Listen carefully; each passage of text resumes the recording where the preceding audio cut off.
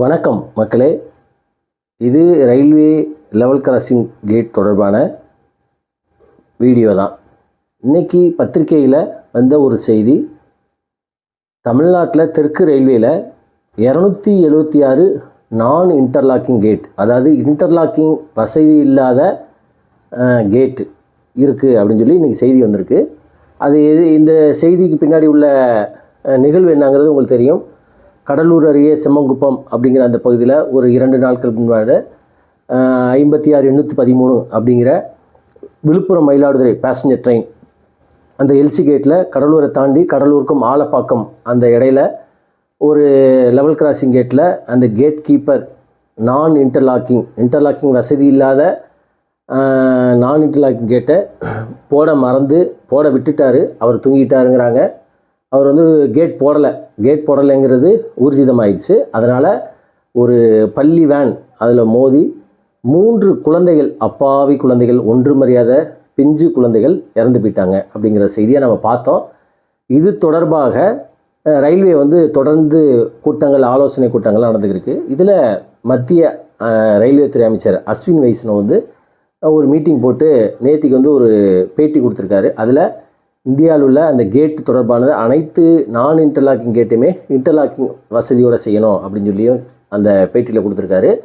இது தொடர்பாக கணக்கெடுக்க அதிகாரிகளுக்கு உத்தரவு பிறப்பிச்சிருக்காரு அப்படிங்கிறத பார்க்க முடியுது. அதாவது இந்தியா பொறுத்த மட்டும் ஒரு நிகழ்ச்சி, ஒரு ஆக்சிடெண்ட்டு, ஒரு விபத்து, ஒரு சம்பவம், ஒரு அசம்பாவிதம் நடந்தால் தான் அடுத்து அதற்கான தீர்வு வரும். அதில் மாற்று கருத்துமே கிடையாது. என்னதான் நம்ம முன்னெச்சரிக்கையாக நம்ம பொதுமக்கள் கற்றுனாலும் அதற்கு செவி சாய்க்க மாட்டார்கள் ஆட்சியாளர்கள், அதிகாரிகள். ஒரு நிகழ்வு நடந்ததுக்கப்புறம் தான் அதை புடி இதை புடி அப்படின்னு சொல்லுவாங்க. சரி, இப்போ இந்த செய்தியில் என்ன சொல்கிறாங்க அப்படின்னா, நாடு முழுவதும் 16,583 லெவல் கிராசிங் கேட்டு இருக்குது அப்படின்னு சொல்கிறாங்க. அப்போ அன்மேன்ட் எல்சி கேட்டு முற்றிலுமாக நீக்கப்பட்டது. இது 2019 செப்டம்பர்லேயே அப்போது இருந்த ரயில்வே அமைச்சர் பியூஷ் கோயல் பார்லிமெண்ட்டே அனௌன்ஸ் பண்ணிட்டார். இந்தியாவில் அன்மேன்டு எல்சி கேட், அதாவது ஆள் இல்லாத லெவல் கிராசிங் கேட்டே கிடையாது. ஆள் இல்லாத லெவல் கிராசிங் கேட் என்ன அப்படின்னா, கேட் கீப்பரே இருக்க மாட்டாங்க, சும்மா ஓப்பனில் இருக்கும். இது இந்த டிராஃபிக் ரொம்ப ரோடு டிராஃபிக் கம்மியாக உள்ள பகுதியெல்லாம் அன்மேன்டு எல்சி கேட் ஒரு 15-20 வருஷத்துக்கு முன்னாடி நிறையா இருந்துச்சு. அது எல்லாமே க்ளோஸ் பண்ணிட்டாங்க. இப்போ கேட்டை பொறுத்த மட்டும் ஒன்று இன்டர்லாக்கிங் கேட்டு, இன்னொன்று நான் இன்டர்லாக்கிங் கேட் அப்படிங்கிறதான் இருக்குது. இந்த இன்டர்லாக்கிங் கேட்டு என்ன அப்படிங்கிறத பற்றி ஏற்கனவே பல முறை சொல்லியிருக்கோம். இன்டர்லாக்கிங் கேட் அப்படிங்கிறது gates are guided by signals.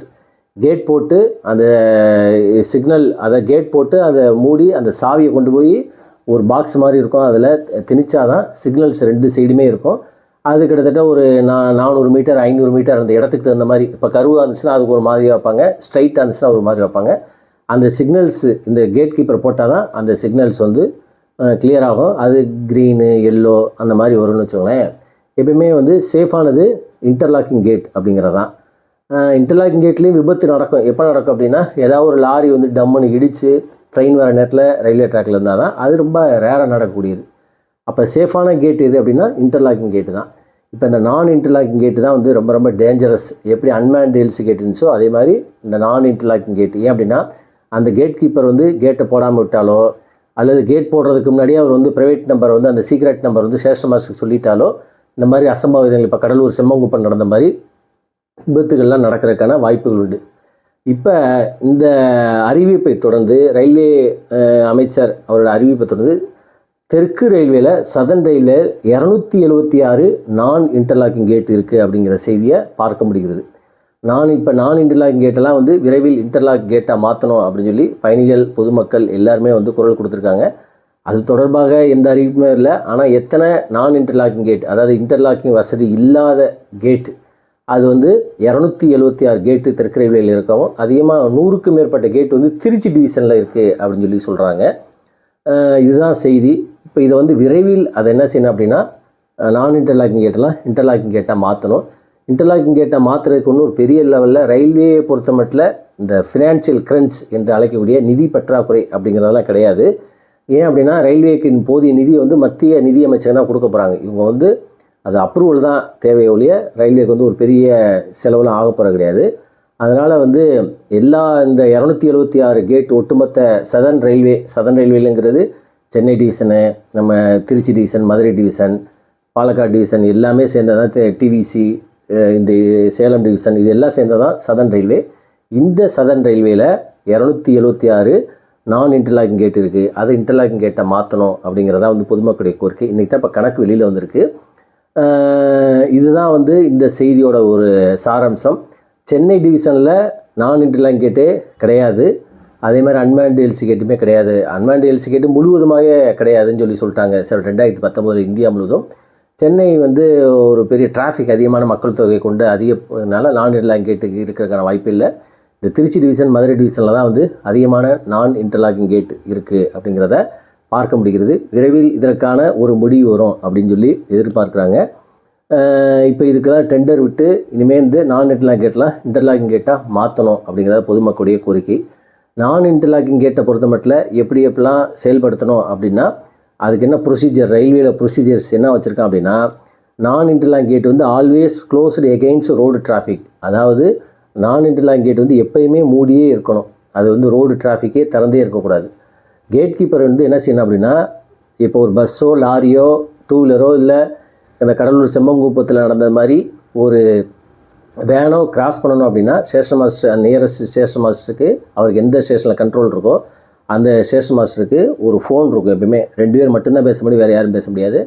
அதை ரயில்வே ஃபோனில் காண்டாக்ட் பண்ணி, சார் இந்த மாதிரி கேட்டை திறக்க போகிறேன் அப்படின்னு சொல்லி அதுக்கு வந்து private number, secret number exchange பண்ணி தான் அந்த கேட்டை திறக்கணும். திறந்ததுக்கப்புறம் தான் அந்த லாரியோ பஸ்ஸோ போனதுக்கப்புறம் திருப்பி மூடணும். திருப்பி அவர்கிட்ட மூடிட்டேன்னு சொல்லி அவர்கிட்ட வந்து உத்தரவு வாங்கணும். அதே மாதிரி அந்த மாதிரி ஒரு சமயத்தில் கேட் கீப்பர் என்ன செய்யணும் அப்படின்னா, ரெட் பேனர் ஃப்ளாக், பெரிய பேனர் ஃப்ளாக் பார்த்துருக்கீங்க. இப்போ கூட இன்றைக்கி வந்து அந்த செம்மங்குப்பம் அந்த ரயில்வே கேட்டில் ஆனந்த்ராஜ் அப்படின்னு சொல்லி ஒரு தமிழ்நாட்டை சேர்ந்த ஒருத்தர் வந்து நியமனம் பண்ணியிருக்காங்க. அவர் வந்து எப்படிலாம் கேட்டை க்ளோஸ் பண்ணுறாரு அப்படிங்கிறத இன்றைக்கி வீடியோலாம் வந்துச்சு. இதெல்லாம் பார்த்து மக்கள் வந்து என்ன செஞ்சுக்கலாம், ஒரு அவேர்னஸ் தான். நல்ல அவர் வந்து கரெக்டாக ரயில்வே ரூலை கரெக்டாக ப்ரொசீஜரை ஃபாலோ பண்ணி கேட்டை திறக்கிறதுக்கு முன்னாடி 2 சைடுமே பேனர் ஃப்ளாக் போட்டுட்டு தான் கேட்டை திறக்கணும். இதுதான் நான் இன்டர்லாக்கிங் கேட்டில் உள்ள ரூல்ஸு. ஏன் அப்படின்னா, சப்போஸ் இவருக்கு தெரியாமல் ஒரு ட்ரெயின் ரோல் ஆகி அல்லது வருதுன்னு வச்சுக்கோங்களேன், அப்போ இந்த பேனர் ஃப்ளாக்கை பார்த்து நிப்பாட்டுறதுக்காக தான். பேனர் ஃப்ளாக் போடாமல் ரயில்வே கேட்மேன் இந்த நான் இன்டர்லாக்கிங் கேட்டை திறக்கக்கூடாது. ஸோ இதெல்லாம் இவ்வளோ ரூல்ஸையும் வந்து இந்த பங்கஜ் சர்மா அப்படிங்கிற அந்த கேட்மேன் வந்து தவறியதுனால தான் இன்றைக்கி வந்து ஒரு மிகப்பெரிய விபத்து ஏற்பட்டு, அதனால் நாம் 3 பச்சிலம் குழந்தைகளை நாம் வந்து பிஞ்சு, அதாவது மலர்வதற்கு முன்னாடியே கருகி போன அப்படின்னு சொல்லி கவிதைகளை சொல்கிற மாதிரி நம்ம இழந்துக்கிட்டு நிற்கிறோம் அப்படின்னு சொல்ல முடியுது. அந்த பிஞ்சு குழந்தைகள் இன்றைக்கி வந்து இறந்து போச்சு அப்படிங்கிறத பார்க்க முடியுது. அந்த மாதிரி இதெல்லாம் ரயில்வே ரூல்ஸில் வந்து கரெக்டாக இருக்குது. ஸோ அதெல்லாம் ஃபாலோ பண்ணி இன்றைக்கி வந்து அந்த ஆனந்தராஜ் அப்படிங்கிறவர் அந்த பாலிமர் டிவியில் அந்த செய்தி வந்துச்சு. ஸோ இதுதான் வந்து இந்த நான் இன்டர்லாக்கிங் கேட்டோட ப்ரொசீஜர்ஸு. அதே மாதிரி ட்ரெயின் வருது அப்படின்னா கேட்டை மூடிட்டு பேனர் ஃப்ளாக் ரிமூவ் பண்ணணும். பேனர் ஃப்ளாக் எப்போயுமே போட்டிருக்கணும் அப்படிங்கிறது தான் ரூலு. ஸோ இதுதான் வந்து நான் இன்டர்லாக்கிங் கேட்டு பொறுத்த மட்டும். ஸோ இந்த 276 நான் இன்டர்லாக்கிங் கேட்டுமே வந்து இன்டர்லாக்கிங்கை மாற்றணும் அப்படிங்கிறதான். நாம் வந்து Vande Bharat train, bullet train இதை பற்றிலாம் நிறைய யோசிச்சுருக்கோம். ஸோ அந்த மாதிரி ஒரு காலகட்டத்தில் இந்த நான் இன்டர்லாக்கிங் கேட்லாம் வந்து வச்சுட்டு நம்ம வந்து என்ன செய்ய முடியாது, இந்த மாதிரி 130 kmph 160 kmph 200 kmph வந்து வண்டி ஓட்ட முடியாது. இப்போ இன்றைக்கி வந்து 56813 வந்து ஆக்சிடென்ட் நடந்ததே வந்து ஒரு 95 kmph வேகத்தில் வந்துச்சு அப்படின்னு சொல்லி சொல்கிறாங்க. இதெல்லாம் 100 kmph வந்துருந்துச்சுன்னா விபத்து இன்னும் ஒரு பெரிய லெவலில் இருந்திருக்கும் அப்படின்னு சொல்லி சொல்கிறாங்க. ஸோ இதுதான் செய்தி. நாம் தொடர்ந்து பேசுவோம். நன்றி, வணக்கம்.